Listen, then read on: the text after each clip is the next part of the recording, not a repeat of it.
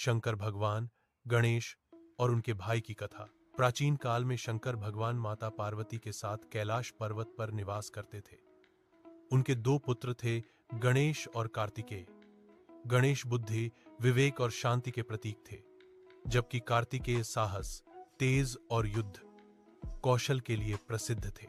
एक दिन देवताओं में यह चर्चा हुई कि एक अत्यंत गुणी और बुद्धिमान कन्या का विवाह किस योग्य वर से किया जाए। यह निर्णय शंकर भगवान पर छोड़ दिया गया। दोनों भाई उस कन्या से विवाह करना चाहते थे।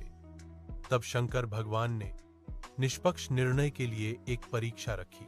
उन्होंने कहा, जो पुत्र संसार को सही अर्थों में समझेगा वही विवाह के योग्य होगा। कार्तिकेय तुरंत अपने वाहन पर सवार होकर पूरे संसार की यात्रा पर निकल पड़े। उन्होंने पर्वत, नदियां, वन और नगर देखे। उन्हें विश्वास था कि संसार की परिक्रमा करके वे इस परीक्षा में अवश्य सफल होंगे। गणेश ने इस पर शांत मन से विचार किया।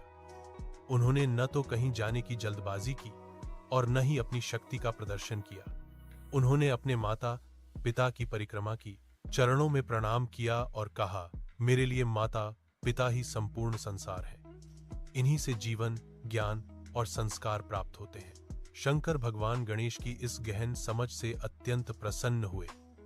उन्होंने घोषणा की कि गणेश ने परीक्षा में सफलता प्राप्त की है और उनका विवाह उस कन्या से निश्चित किया जाता है। जब कार्तिकेय यात्रा पूरी कर लौटे तो उन्हें इस निर्णय का ज्ञान हुआ। प्रारंभ में उन्हें दुहक हुआ, परंतु शीघ्र ही उन्होंने अपने पिता की सीख को समझ लिया। उन्होंने विनम्रता से निर्णय स्वीकार किया और अपने भाई को आशीर्वाद दिया। इस प्रकार परिवार में पुनः शांति और प्रेम स्थापित हुआ।